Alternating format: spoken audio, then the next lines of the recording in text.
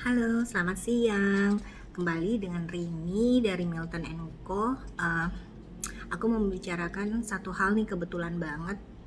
Tadi marketingku kasih berita kalau ternyata ada kliennya yang dengan sangat terpaksa tidak bisa melanjutkan pembayaran ke developer dikarenakan dia pengajuan KPR-nya ditolak gitu.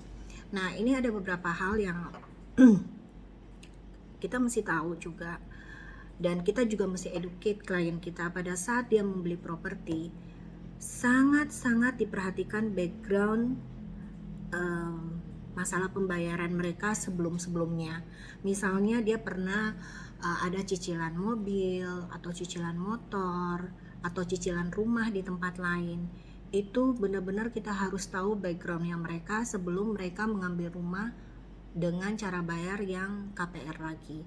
Karena misalnya cicilan mobil saja itu akan mempengaruhi appraisal atau penilaian dari bank yang bersangkutan, di mana pada saat dia membeli rumah tersebut akan dinilai sanggupkah dia membayar dengan pengeluaran tambahan dengan membeli rumah yang baru ini gitu.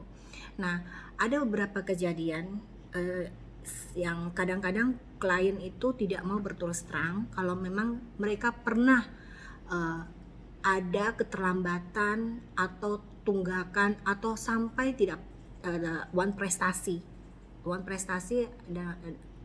dengan kata lainnya mereka tidak membayar cicilan mereka dan dihangusin begitu aja. Nah, itu akan sangat-sangat riskan dan itu akan sangat mempengaruhi penilaian bank pada saat dia akan membeli properti. Nah, pada saat itu memang kita harus benar-benar edukasi klien kita, benar-benar minta mereka berterus terang pada awal sebelum pengambilan properti. Apakah mereka ada pernah pakai kartu kredit yang mereka tidak bayar cicilannya, atau mereka kartu kredit even cuma abodemen tahunan, jika mereka tidak bayar itu juga akan menjadi problem di kemudian hari. Jadi pada saat kita pengajuan KPR sebelum klien tersebut itu membeli juga, kita harus menginformasikan dari awal gitu. Bapak atau Ibu, kalau memang ada tunggakan KPR ataupun tunggakan pembayaran ataupun tunggakan kartu kredit yang sebelum-sebelumnya harus diselesaikan, dan karena itu akan dilakukan oleh si bank pemeriksa adalah mereka akan melakukan BI checking gitu loh, akan mengecek KTP si pembeli atau si calon debitur mereka gitu. Dan kalau memang ternyata mereka tidak membayar dan terjadi tunggakan, itu tidak akan mungkin dan tidak akan bisa KPR sampai tunggakan tersebut selesai. Nah, proses penyelesaian tunggakan tersebut itu juga memakan waktu, apalagi kalau tunggakannya sudah sampai tahunan, ada sampai 15 tahun, 10 tahun. Nah, itu akan memakan waktu, mereka akan memproses bisa sampai 2 sampai 3 bulan. Nah, sedangkan jatuh tempo untuk akad kreditnya juga udah sangat mendesak. Nah, itu akan sangat-sangat riskan banget gitu loh. Jadi makanya sebelum si klien itu membeli, dan kita selalu minta mereka supaya berterus terang dari awal, sehingga jika terjadi hal-hal seperti ini dia sudah tahu resikonya. Dan kebetulan kasus yang kami dapat ini memang kita sudah tahu dari awal gitu, dan kita sudah antisipasi dari awal, dan kita sudah menjelaskan juga semuanya kepada klien. Pak, resikonya seperti ini, kalau ditolak seperti ini, dan Bapak akan mendapat istilahnya pengembalian uangnya dengan kerugian seperti ini gitu. Sebenarnya sih jangan sampai itu terjadi, karena sangat sayang, apalagi si klien itu sudah sangat ingin membeli rumah tetapi karena kesalahan masa lalu sehingga mengakibatkan dia tidak bisa ngapa-ngapain gitu. Ya, itu harus sama-sama kita perbaiki gitu. Dan kalau memang ternyata nanti developernya melihat kasus seperti ini, apakah dia punya kebijaksanaan, itu depend on masing-masing developer.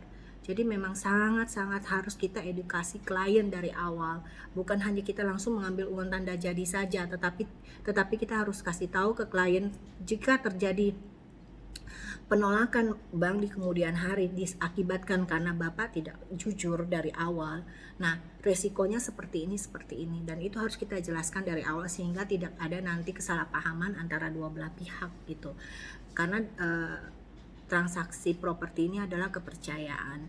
Dan kalau misalnya dari awal kita selalu wanti-wanti ke klien, apalagi yang KPR. Kalau cicil bertahap mungkin masih lebih gampang karena cuma berhubungan dengan pihak kedua, ada yaitu antara pembeli dan pihak developer. Tetapi kalau kita KPR, kita berhubungan dengan pihak ketiga, yaitu adalah bank. Karena bank sebelum mereka menyetujui calon debitur mereka, mereka pasti akan menganalisa nih, apakah si calon debitur ini punya kapasitas nggak, punya capability nggak, punya a good willing nggak untuk mengembalikan atau membayar cicilan mereka setiap bulan. Dengan cara apa? Mereka pasti, si bank pasti itu akan selalu mempelajari calon debitur mereka di atas hitam di atas putih, data cash flow banknya seperti apa, kerjanya seperti apa, gajinya berapa, tanggungan keluarganya berapa banyak, dan itu akan sangat-sangat mempengaruhi hasil appraisal dari pihak bank tersebut. Makanya dari awal kita kalau menjual bukan hanya oke, kita langsung terima booking fee, klien mau cara bayar apapun oke, tidak ada masalah, bukan seperti itu. Tetapi kita harus tahu pada saat klien membeli, kita harus tanya mereka cara pembayarannya seperti apa.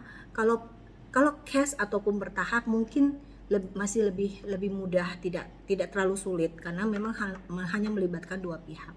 Tetapi begitu dia melakukan cara bayar KPR, pada saat itu kita benar-benar harus minta kejujuran kepada klien. Gimana supaya klien itu jujur sama kita harus open dari awal, kita harus jelasin dari awal terlebih dahulu.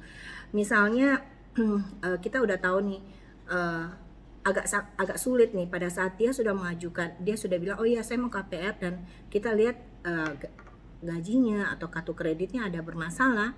Nah, kita harus bilang dari awal, Pak, kita akan coba dulu ke bank, beberapa bank yang ada, karena memang beda bank, mereka punya regulasi yang berbeda-beda, tetapi overall mereka punya satu pattern gitu. Kalau misalnya mereka si calon debitur mereka sudah gagal bayar yang sebelumnya, itu mereka sudah tidak ada tendeng aling-aling gitu. Harus biasanya apalagi kalau ada bank yang tertentu itu udah langsung nolak gitu. Cuma memang ada beberapa bank yang bisa melanjutkan dengan cara harus melunaskan atau menyelesaikan tunggakan yang sebelumnya, tetapi itu juga akan makan waktu yang cukup lama. Nah, itu harus kita jelaskan resikonya, kerugiannya seperti apa kalau nanti akhirnya semua bank juga tidak bisa menerima, dan itu kita harus jelaskan dari awal kepada klien sehingga pada saat klien sudah mendengar dan jelas dengan semua resiko yang ada, dan kita juga mempertemukan antara si klien dan si pihak bank supaya juga si klien merasa diedukasi dengan informasi-informasi dari bank yang selama ini mereka tidak tahu. Kadang mereka cuma pakai kartu kredit, udah tinggal cuma 50.000 saja udah nggak mau bayar gitu. Saya juga mau tutup nih kartu kreditnya. Jangan sama sekali, karena jangankan 50.000, 1 rupiah pun itu akan menjadi resiko di kemudian hari, karena itu akan bagi kartu kredit itu akan bunga berbunga gitu. Jadi hal seperti ini memang harus kita benar-benar edukasi ke klien, bukan hanya kita mau closing saja, mau jualan saja hanya terima booking fee, tapi akhirnya kita juga gagal, nggak ada gunanya gitu loh. Jadi mendingan dari awal kita jelasin. Nah, pada saat dia sudah mengerti dan paham untuk hal itu, ya kita akan dilanjutin, tidak ada masalah gitu, dan dia sudah tahu resiko seperti apa di balik ini semua. Asal si pihak klien juga dia kooperatif untuk menyelesaikan, jika terjadi masalah dia kooperatif untuk menyelesaikan tunggakan-tunggakan yang ada. Untuk sementara informasi yang bisa saya sampaikan hari ini yaitu, karena kebetulan tadi marketing saya menginformasikan bahwa kliennya ada masalah seperti itu. Jadi ya kita juga berusaha supaya kita cari jalan lain. Kalau memang semua bank sudah tertutup pintunya, kita cari jalan lain. Apakah pihak developer bisa memberikan keringanan karena uangnya sudah cukup besar masuk ke sana. Karena pihak developer juga tidak mau ada pembatalan sebenarnya ya, karena melihat pembayaran dari pihak klien juga sangat baik gitu. Cuman karena background masa lalu yang mempengaruhi kinerja penilaian dari bank seperti itu. Oh ya, satu lagi, jangan sampai kartu kredit itu kita pinjamkan ke orang lain, ke teman atau saudara, yang akhirnya mereka tidak bisa membayar, yang mengakibatkan itu terhadap diri kita. Karena kartu kredit itu adalah kan pakai nama kita sendiri dan dipinjam orang lain untuk pakai untuk bayar cicilan. Misalnya mereka mau beli, kan sekarang banyak tuh cicilan bertahap sampai 12 kali, 6 kali, 8 kali. Kita mau beli elektronik, mau beli apa, jangan sama sekali. Sebaiknya kalau memang mereka mau pakai, mendingan mereka bayar cash ke kita. Jangan sampai mereka bayar cicil, karena itu akan mempengaruhi nanti kinerja penilaian bank pada saat nanti kita mau KPR. Oke, sekian dulu. Thank you ya sudah dengerin. Siang.